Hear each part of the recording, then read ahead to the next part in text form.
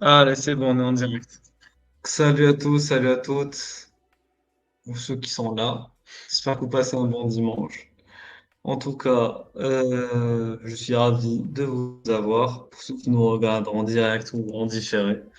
Donc, l'ami Ruyen est là aussi. Donc, j'espère qu'il va bien aussi. Comment tu vas, Ruyen? Ça va et toi? Ça va, tranquille. Alors, de quoi tu voulais parler aujourd'hui? Je sais pas, on pouvait continuer ce qu'on avait commencé la dernière fois sur l'analyse des quelques vidéos de Abou Amatilla et clôturer le. Euh, Oui, déjà, on comptait répondre à un commentaire de Abou Amatilla, qui nous a fait un commentaire très poli, d'ailleurs très serviable, sur la dernière, justement, le dernier live qu'on a fait. Alors, juste, laisse-moi le temps de le retrouver. Et, et c'est réglé. Voilà, il est là. C'est bon. Je vais vous l'afficher à l'écran. Donc, je vais lire le commentaire et enfin, petit à petit, on va y répondre. Donc, bonjour, je n'ai pas le temps de tout regarder. Bon, ok. Ah, Déjà, on vous souhaite le bonjour également, mais donc vous introduisez votre propos en disant que vous n'avez pas eu le temps de tout regarder. Pour moi, c'est un manque de respect déjà. C'est-à-dire que on a quand même fait l'effort de faire un live, et il aurait quand même pu trouver un petit moment pour tout regarder, et ensuite, ou en plusieurs fois, il n'y a pas de souci, et ensuite nous répondre. Mais il a préféré se hâter pour répondre plutôt que de tout regarder et de nous respecter. Qu'est-ce que tu en penses, William? oui, c'est intéressant. D'ailleurs, il y a une chaîne qui avait fait un peu l'expérience sociale dans une vidéo, un mec qui avait fait exprès de mettre un peu plein d'erreurs dans sa vidéo pour voir est-ce qu'il y a des gens qui allaient commenter directement dans la section commentaires pour dire qu'il y avait des fautes alors que le sujet de la vidéo c'était justement d'écouter jusque la fin. Donc bon, peut-être qu'il est passé à côté d'informations, hein, et que son analyse serait incomplète, qu'est-ce que je te dis. Ah ben, j'espère pas, parce que ce serait dommage que ça parle de lui. Ça serait vraiment dommage de passer à côté de ça. Mais bon, c'est pas grave, on va continuer la suite de la lecture. Donc, il dit que il ne regrette pas mon départ. Je ne regrette pas mon départ. Voilà, je vais lire à la première personne comme il l'a écrit. Je ne regrette pas mon départ. Au contraire, je regrette d'avoir été ingrat envers la France par contre. Bon, déjà rien que sur cette phrase, moi je constate un problème. L'auteur du propos nous dit, voilà, je ne regrette pas mon départ, néanmoins, voilà, néanmoins, mais au contraire, je regrette d'avoir été ingrat envers la France. Quelque part, quitter la France pourrait être vu comme une ingratitude. Mais lisons la phrase suivante pour confirmer ou non la phrase d'avant. Donc, il dit qu'il est permis aux musulmans, c'est une permission, de vivre en terre d'un musulman, s'il peut pratiquer sa religion. Et il lui est obligatoire de partir s'il ne peut pas. Donc il est en train de dire que son départ, donc du coup, avec le propos suivant, s'explique par l'obligation de la hijra, on est d'accord. Donc je ne comprends pas en fait cette notion d'ingratitude qu'il pointe ici. Puisque si c'est juste une obligation religieuse, il n'a pas à se sentir ingrat ou non. Il a juste obéi à une obligation religieuse qui lui incombait. Par contre, s'il lui était permis de rester, parce que tout allait bien et que la France permettait justement l'application de cette religion, alors oui, là pour le coup, malgré la permission, il est quand même parti, ce qui signifie qu'il a été ingrat. Donc en fait, donc il regrette son départ, au final, dans cette histoire, parce qu'il était permis à la base de rester. Donc on constate que dès les trois premières phrases, il y a soit de l'hypocrisie sous-jacente et implicite, et beaucoup de contradictions et de dissonances cognitives. Voilà. Qu'est-ce que tu en penses, Rune? Oui, comme tu as dit, bon, ben, je pense que tu as tout résumé. Beaucoup de propos contradictoires. Comme tu as dit, hein, si c'était pas pour des motifs d'obligation religieuse, apparemment il serait resté. Donc bon, moi comme tu as dit, hein, j'ai pas vraiment compris là où il voulait en venir. Je sais pas, c'est un peu confus. Je te dis la vérité. Donc il te dit, mon propos est de dire qu'il me semble impossible que tous les musulmans quittent la France, mais pour autant, ils ne doivent pas se laisser marcher sur les pieds. Ils doivent donc imposer l'islam, et selon moi, trois choses les en empêchent. La rancœur que les enfants de l'immigration portent envers la France, et l'ingratitude envers les bienfaits de la France. Non, je pense qu'il oublie le truc le plus fondamental, c'est les lois.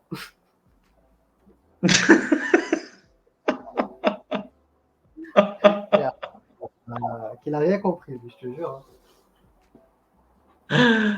Ah là là. Donc, en fait, le problème, c'est que donc, il te dit on doit imposer. Mais l'idée même d'imposer, elle est ambiguë, je suis désolé, et même dangereuse.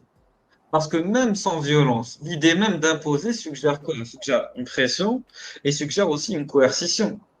Ce qui est contraire au principe de liberté religieuse et de laïcité et de respect mutuel et de vivre ensemble qu'incarne la République française. Déjà de un.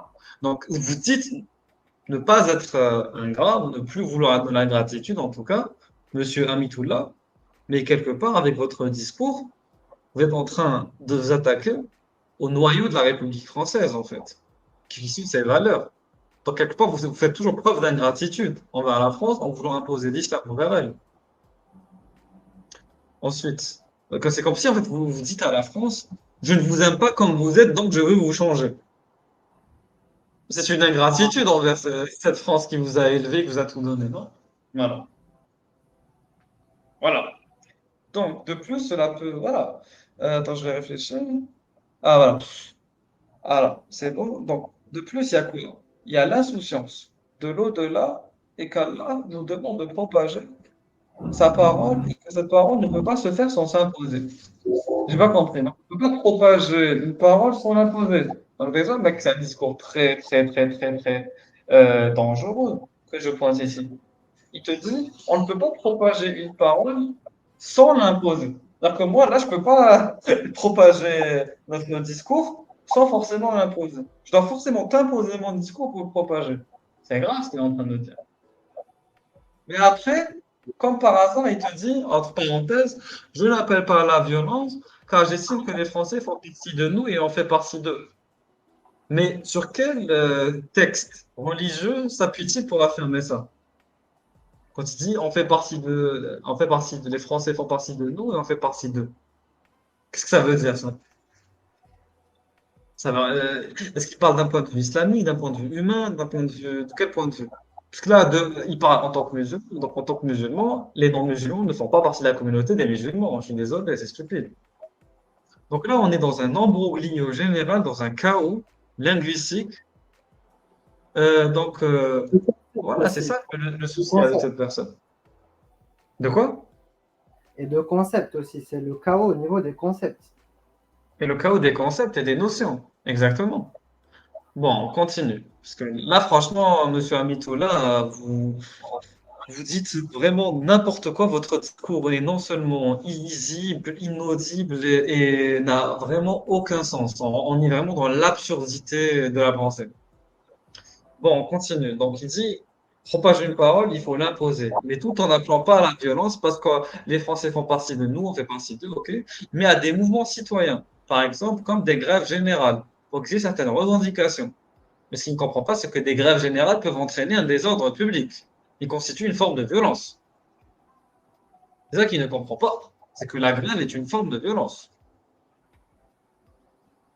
Et Pour exiger surtout, certaines revendications. le problème, en fait, De de quelles revendications Amitoula, parle-t-il aussi? le problème de Amitoula, c'est lorsqu'il dit une grève générale, par exemple. Regardez, on peut faire une grève générale pour l'intérêt général, tu vois. C'est-à-dire que, par exemple, je sais pas, si les droits de chacun étaient bafoués et tout, tu vas faire une grève et tout, why not? Et là, lui, il veut qu'on fasse une grève, mec, pour imposer, quoi, tes préceptes religieux. Je comprends pas, mec. Religieux, c'est ça. C'est ça. Parce qu'en fait, il a cru qu'on était dans une république islamique, mec, et que là, hein, c'est là, on allait demander pour l'application de je ne sais quel texte de jurisprudence. Aucun sens. Attends, attends, tu fais du bruit, tu fais du bruit. Tu fais beaucoup de bruit, tu frappes avec le micro, je pense.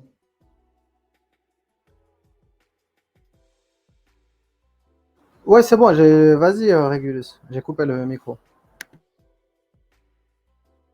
En fait, le truc, c'est que... Ah, voilà, c'est mieux.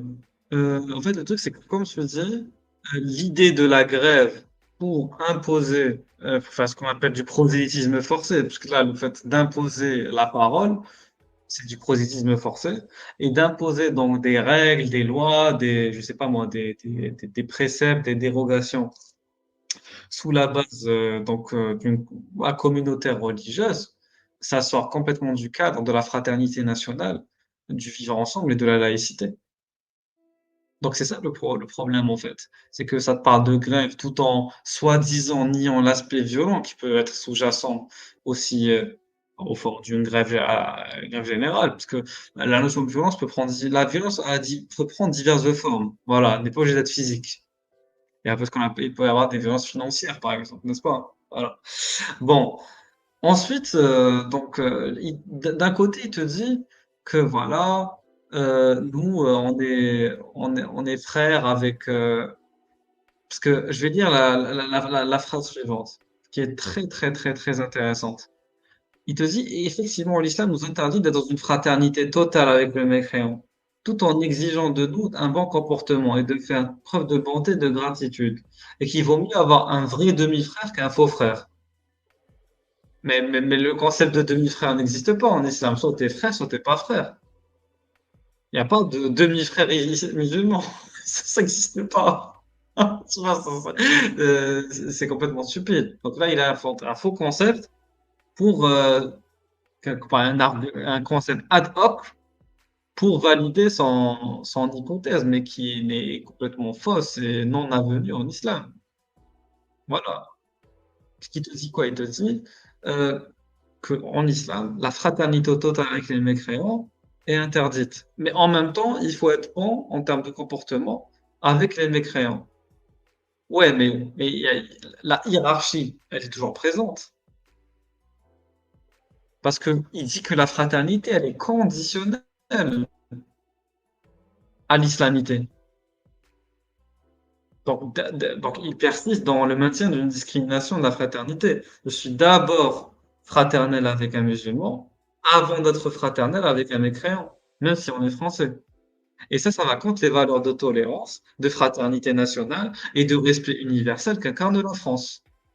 Donc, si tu voulais vraiment promouvoir et faire prévaloir une vraie fraternité, une bienveillance, tu dois aussi inclure dans ta vision des choses tout le monde, indépendamment de leurs croyances et de leurs convictions, qu'ils soient mécréants ou pas, qu'ils soient musulmans ou pas plutôt.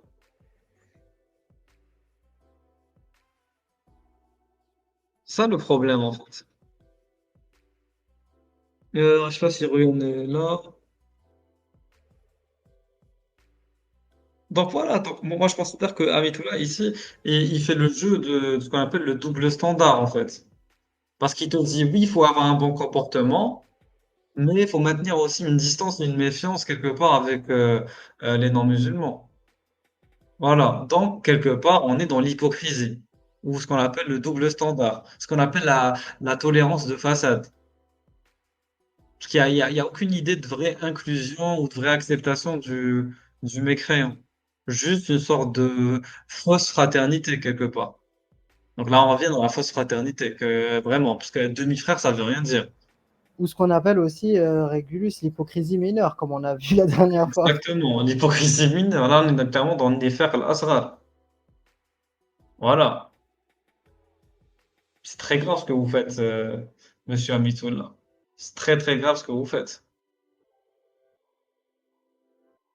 Parce qu'après, lui, il a une vision bizarre, très très bizarre, très malsaine, j'ai envie de te dire. Il te dit la France est ma mère. Et donc, du coup, pour lui, il est non-musulman, donc c'est ses demi-frères. En gros, parce qu'il va dire on a la même mère. Moi, j'ai compris ce qu'il veut dire. Mais du coup, en fait, il mélange de manière très très malicieuse et de manière très vicieuse, j'ai envie de te dire, le concept de fraternité idéologique et de fraternité biologique. Parce qu'il te dit un faux frère. La notion de faux frère, elle renvoie à quoi? Elle renvoie à une fraternité idéologique. Parce que ça n'existe pas un faux frère biologiquement. Soit c'est ton frère, soit c'est pas ton frère. Tu vois, tu vois, voilà, c'est tout. Donc si c'est un faux frère, donc c'était pas ton frère à la base. Donc c'est un étranger, ou non, c'est pas quelqu'un de ta famille. Et si c'est un demi-frère, c'est que c'est quelqu'un qui est biologiquement relié à toi. Donc là, on rentre dans la dimension biologique. Donc en fait, lui, il est en train de, quand il dit faux frère, j'imagine qu'il est en train de parler soit des apostats peut-être, mais- ou peut-être des hypocrites dans la communauté musulmane, ou peut-être de mauvais musulmans, donc on comprend pas trop de qui il s'agit avec le faux frère. Voilà. Ouais. Et le problème avec Amitullah, c'est qu'il définit pas les concepts, il donne pas d'exemple quand il parle, il précise pas ses arguments, donc on ne peut que émettre des présupposés et des préjugés sur ces énoncés. Donc moi, c'est pour ça que je l'invite à venir en live, débattre, échanger avec nous en toute cordialité, parce que jusqu'à preuve du contraire, on ne peut se baser que sur ce texte pour lui répondre et sur le peu de choses qu'on a entendues en vidéo. Voilà. Mais jusqu'à maintenant, franchement, c'est pas très plaisant à lire. Là, vous vous invitez les musulmans à l'hypocrisie avec les non-musulmans, à une tolérance de façade, à limiter leur fraternité, comme l'indique l'islam d'ailleurs, à juste l'islamité, et à faire une sorte de discrimination envers les non-musulmans, ce qui est complètement contradictoire. Mec, c'est contradictoire de dire à quelqu'un, t'es mon demi-frère, mais pas complètement mon frère à cause de l'islam. Tu vois, et ensuite, mais je suis quand même bon envers toi, mais pas comme je le suis envers un musulman. Quand même, il y a des limites. C'est de la folie. C'est complètement schizophrène. Et après, il te dit, et je suis bon envers toi, mais je t'impose l'islam quand même. Si tu veux être bon envers quelqu'un, tu vas pas lui imposer quelque chose qu'il ne veut pas déjà. En fait, c'est ça le problème. Et en plus, Monsieur Amitola, vous êtes en train de renforcer et d'exacerber les stéréotypes négatifs et même musulmanophobes que certaines personnes ont envers les musulmans de France, en les représentant comme des gens cherchant à imposer leur religion aux autres. Et vous êtes en train voilà, d'inviter certains musulmans à justement exacerber les tensions sociales qui sont déjà présentes en France et à contribuer à leur stigmatisation. Donc vous êtes ce que moi j'appelle un agent du chaos. Vous êtes vraiment un agent du chaos. Sous couvert d'un discours pseudo-policé et pseudo-poli, hein, pour pas faire de mauvais jeu de mots, vous êtes en train d'inviter à la division et à la fragmentation de la société sous la base de la religion. Bravo. J'espère que vous êtes fiers de vous, monsieur Amitoula. Vous êtes très fiers de vous. On n'a pas assez de problèmes comme ça d'ailleurs. Vas-y, Ruel.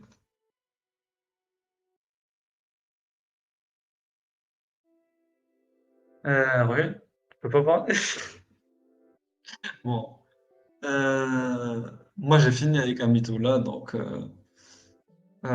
j'invite à débattre. S'il veut pas débattre, tant pis. De toute façon, nous, on va continuer à regarder ses vidéos pour se faire un avis du personnage, puisqu'il est apparu dernièrement dans la sphère critique de l'apostasie. Alors, on arrête le partage. Salut à tous ceux qui sont arrivés, voilà, incessamment sous peu. Alors, Ryan, t'es là ou pas? Parce que je ne comprends pas où tu es. Ouais, je t'entends pas très bien.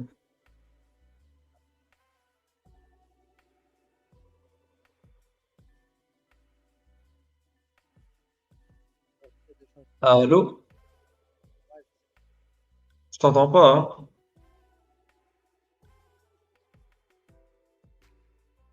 Là, je t'entends vraiment pas pour le coup.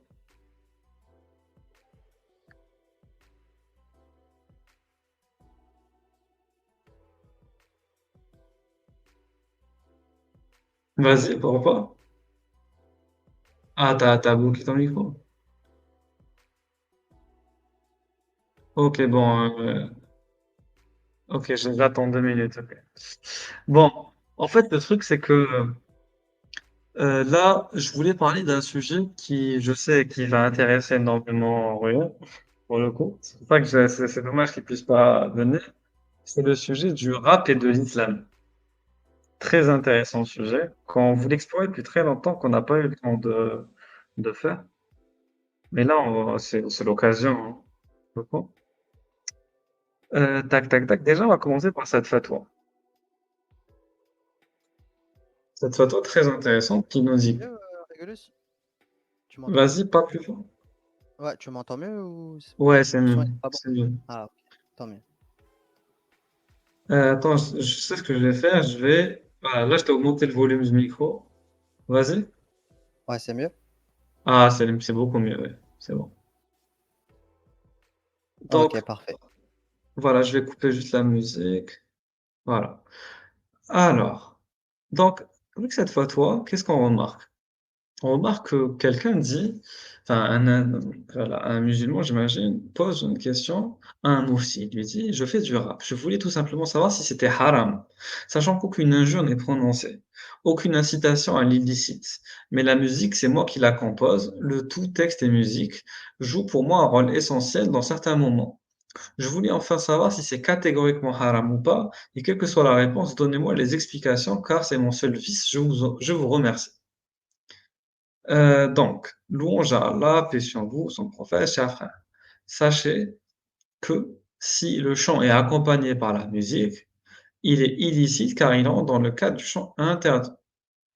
Nous avons d'ailleurs émis plusieurs fatwas qui montrent l'interdiction du chant et de la musique. Alors, il est illicite donc car il entre dans le cadre du chant interdit. Donc, vous pouvez vous référer au fatwa, voilà, 42 600, 42 500. Par contre, si le chant dont vous faites état n'est que des mots prononcés sans être accompagné de musique, alors le verdict le concernant est celui des mots prononcés, c'est-à-dire qu'il dépend de la nature de ces mots. S'ils sont illicites, le chant l'est aussi. Nous vous recommandons, chers frères, d'occuper votre cœur par la lecture du noble Coran. Ah voilà, alors lis le Coran et ferme ta gueule. Voilà.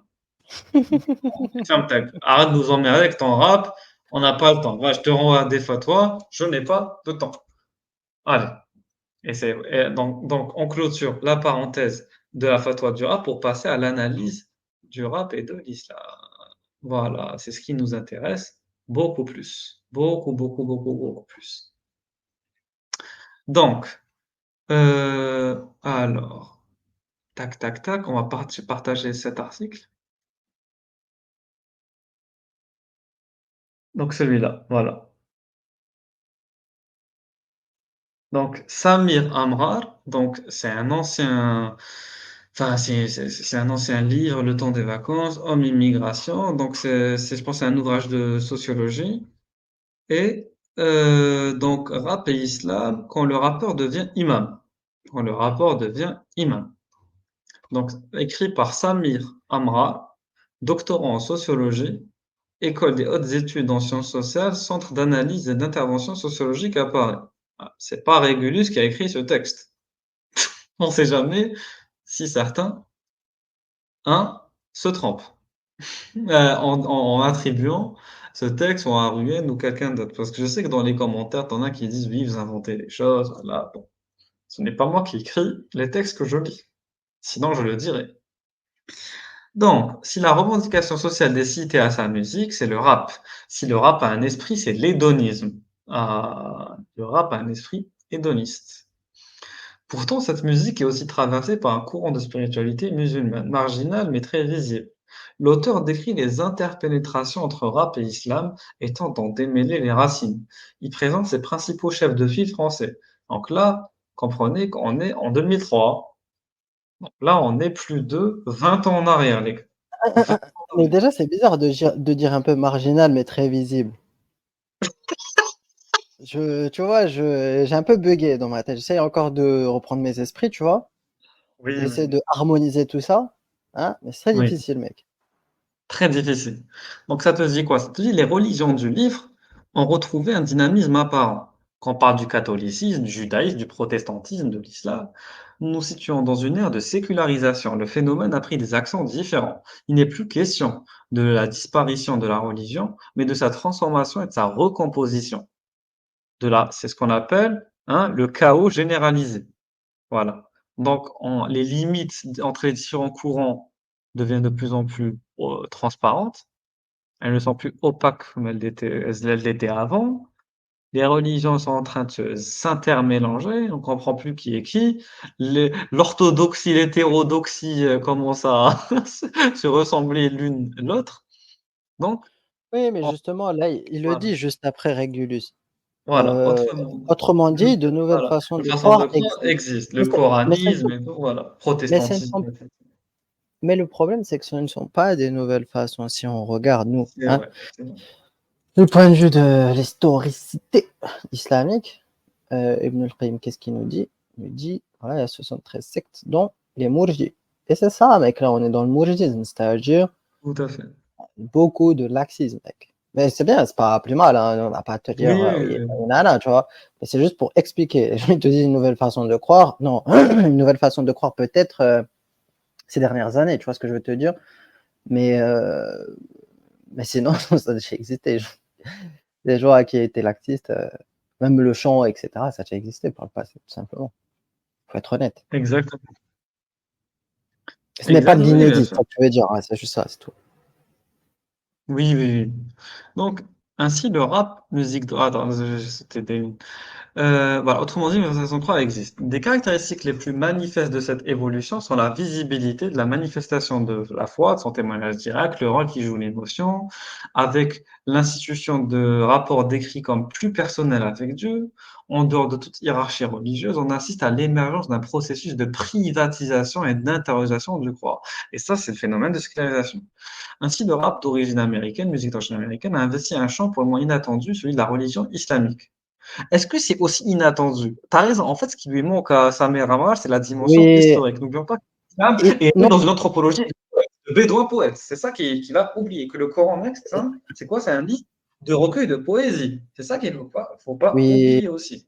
non seulement il oublie ça, et en plus, comment être étonné, pardon. Après, tu me diras, bon, ça a été écrit en 2003, etc. Depuis, de l'eau a coulé sous les ponts. Mais en 2024, on peut dire que nous ne sommes pas étonnés au vu euh, des potentiels gains financiers, en fait, tout simplement, mec. Ça peut être pour certains. Non, mais à bout d'un moment, mec, tu vois, quand tu vois les contrats en jeu, tu peux te dire que ta vie, elle peut changer. Et c'est naturel, mec. Si, bon, tu as un style musical que les gens, ils aiment, aujourd'hui, comment on pourrait dire, t'es streamable, bah, pourquoi pas, mec? Pourquoi pas? L'avenir appartient aux audacieux. Tu vois ce que je veux te dire? Si tu trouves un public, un créneau, why not? Et il y a des gens, c'est pas la religion qui va les prêter, hein, pour pouvoir changer de vie. Et à la Pâques. Faut être honnête. Exact. Salut tout le monde. Salut, salut, salut. Alors, et tout à fait, on continue. Donc, avec l'institution de rapport d'écrit, désolé, il faut que vraiment que je mette mon curseur là où je m'arrête. Donc, né dans les ghettos noirs à la fin des années 70, le rap est devenu le mode d'expression artistique privilégié des Afro-Américains, au même titre que le funk et la soul, même si quelques rappeurs sont hispaniques, donc latinos, à l'instar du groupe Cypress Hill, ou blancs comme Eminem ou Booba Spark. Comment expliquer l'émergence d'un rap islamique par biais de deux univers totalement opposés, l'un sacré et l'autre profane? Résultat de dynamiques socio-historiques différentes ont pu converger pour former une expression culturelle atypique. Donc, il a pas compris. Comment ça s'est fait? Quel sens revêt le rap islamique aux yeux des rappeurs? Pour qui veut comprendre les liens entre islam et rap français, il est nécessaire de faire une incursion dans le mouvement hip-hop outre-Atlantique où une frange d'islamistes rap a adhéré à l'islam. Le rap des États-Unis constitue plus qu'une simple musique, puisque c'est à la fois revendication, contestation et dénonciation Je sociale. pense que, je pense que, je pense que c'est un peu tiré par les jeux par rapport au truc de rappeurs islamistes dans le sens où, quand tu regardes les interviews des rappeurs, moi je suis désolé, mec, hein, et pourtant j'en ai écouté quelques-uns, hein, de ces interviews. Je n'ai jamais entendu un mec, hein, qui m'a cité un rappeur islamiste bizarre. Il va te dire, oui, je sais pas quoi, West Coast, East Coast, blablabla, Scoopy, Brooklyn. Ok, mec, mais je n'ai jamais entendu le mec qui te parle, hein, d'un rappeur aux revendications religieuses. Je n'ai jamais entendu ça. Alors peut-être, mec, on est trop jeune hein, pour se rappeler de ce qui s'est passé en 2003, hein, mais en tout cas, tout ce texte, il date bien un peu, j'ai l'impression. Oui, oui, date quand même, bien sûr. Donc, outre une frange atlantique, donc il apparaît comme un moyen de contester leurs conditions d'opprimés et de paria. Intimement liés aux difficultés sociales vécues par les Noirs, ils manifestent la volonté de remettre en cause les fondements de la société comme étant à l'origine de l'injustice, dont ils sont les premières victimes. Dans ce cadre, le rap est révolutionnaire. Pour l'un des pères fondateurs du hip-hop, Afrika Bambaataa, il est un moyen de canaliser les forces négatives et destructrices en puissance positive.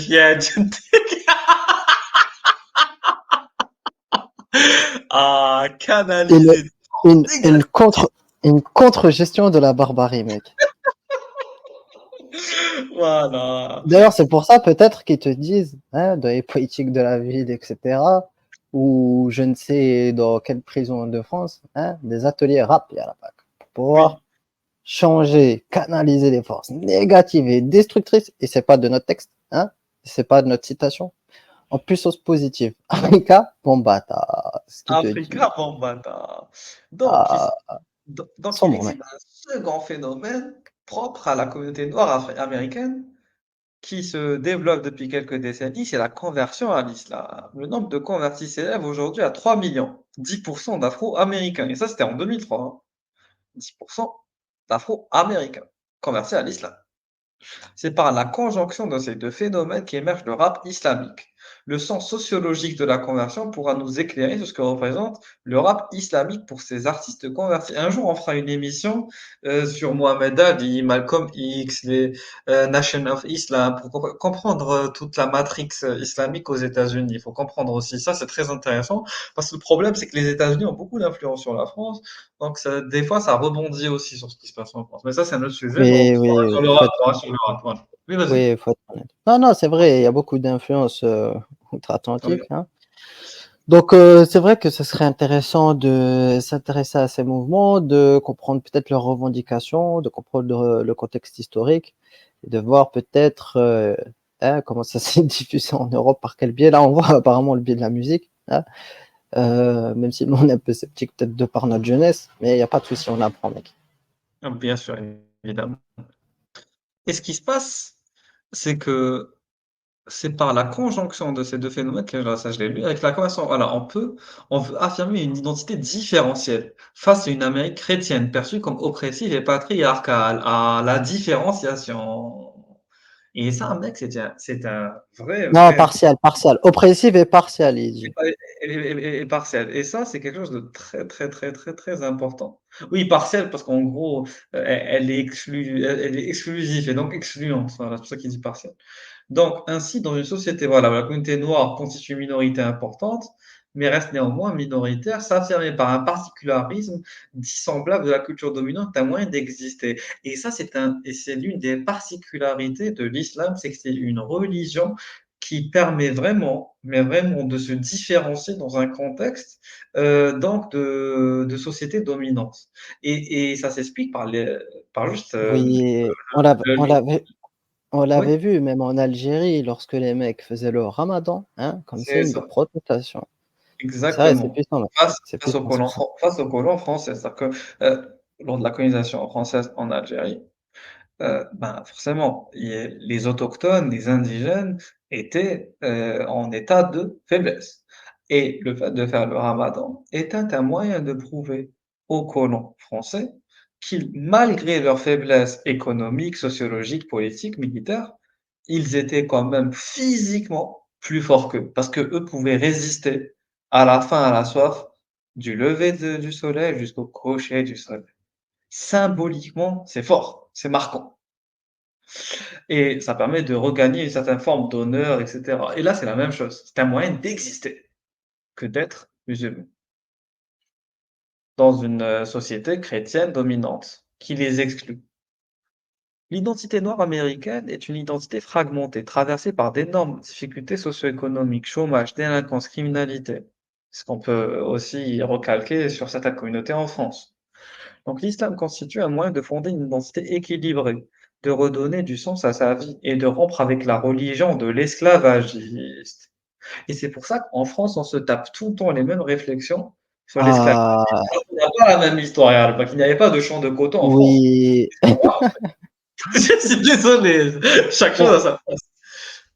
Voilà, mais regarde ce qu'il dit. Ça, on comprend la doctrine de l'opposition, notamment sunnite. C'est un peu ce que Abu Amatilla, il nous dit, je suis avec vous, mais je ne suis pas comme vous. On est ferme sur nos principes, notre identité, mec, religieuse. c'est C'est ça le ça. problème, en fait, de ces gens-là qui ne comprennent pas. C'est qu'ils sont de l'opposition. Après, ils te disent, mais c'est vous qui êtes opposés à nous. Ya Rabba. Mais la question, c'est peut-être comment leur faire comprendre. C'est ça le problème. Et peut-être qu'ils ne comprendront pas. Ou peut-être qu'ils ne veulent pas comprendre. Ah, aussi, aussi. Ah, Voilà, entre intention et volonté, il y a un grand canyon. Donc, enfin, ce phénomène de conversion est indissociable d'un fort sentiment d'afrocentrisme, ou afrocentriste, voilà, ou pro-black. On peut interpréter ce phénomène par la volonté de renouer avec l'histoire originelle et la religion des ancêtres africains mis en esclavage. Alors que, et à l'époque, les Africains mis en esclavage étaient beaucoup plus animistes, voire même chrétiens, hein, que musulmans. Bon, mais ça, c'est un autre sujet. Mais voilà, si on replonge dans l'histoire, je vois pas le rapport entre l'islam et forcément les communautés ou ethnies africaines, quoi. En tout cas, parce que moi, si je remonte à la région de mes ancêtres, ça va beaucoup plus être, si je remonte plus loin, christianisme, si je remonte encore plus loin, animisme, totémisme, et voilà, alors, spiritisme, voilà. Bon, en tout cas, l'islam se constitue comme une identité culturelle et religieuse inhérente aux Noirs américains. Après, mec, là, du coup, ça c'était intéressant parce que justement, ça parle aussi de la Nation of Islam. On peut lire ça rapidement. Donc, certains rappeurs des États-Unis qui se réclament de l'islam, la religion est présente dans leurs textes. Le groupe Brand de Nubians a ainsi sorti un album en 92, In God We Trust, dans lequel figurent des titres comme Allah Akbar, Allah and Justice. Que rappeurs se sont convertis à l'islam à l'image de Q-Tip du groupe Tribe Called Quest. mais le problème, Régulus, Oui. aujourd'hui, on a un DJ Khaled qui te dit quoi? Qui te dit album featuring Allah. Album featuring Allah, ya Rabbi. Produit par DJ Khaled et Allah. Mec, un mec comme ça, tu le mets à l'époque. En fait, c'est ça le problème. Tu ramènes, mec, un putain de mec qui vivait à Bagdad. Oui, oui, oui. Attends, 14e siècle, avec un. Oui. attends, j'essaie de te trouver le truc. Ah, voilà, on va le regarder. Comme ça, les gens, ils vont pas nous accuser Non, de mentir, peut-être. ils oseraient pas quand même. Vous oserez nous accuser de mensonge? Jamais, vous le feriez pas. Vous connaissez quand même. Des gens bien, hein? Vous n'êtes pas des connards. Attends, je vais je t'envoie un lien, on va rigoler un peu. Aïe, aïe, aïe. Je crois que j'ai trouvé un lien là, à l'ancienne.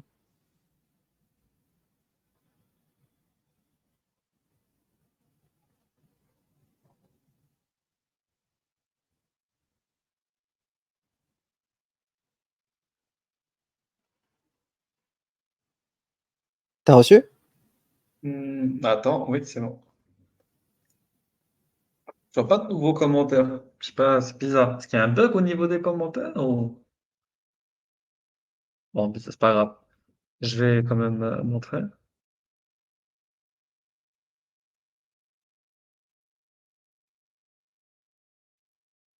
Voilà. Donc, DJ Khaled claims, donc, dit qu'Allah était un producteur exécutif de son nouvel album.